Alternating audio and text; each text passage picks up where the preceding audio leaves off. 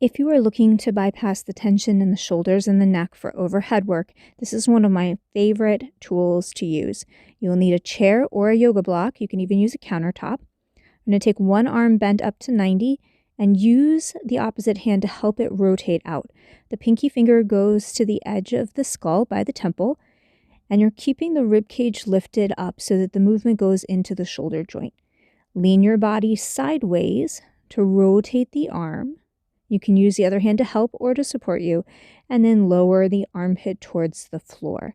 Be sure the ribs continue to lift so that this emphasis is on the shoulder girdle and not the upper back. The lower you go, the more interesting this can become for the neck, so do be aware if it starts to arch your neck in an uncomfortable way. Adjust your head to a better position for your body. Ribs are lifted, pinky finger to the temple. You can see I'm closer to a table position with my lower body than I am to a child's pose.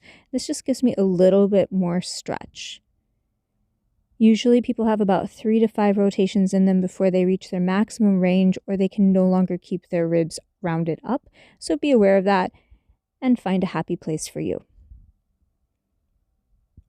If you enjoyed this Mobilibite, please like, subscribe, and share. New videos are added every week.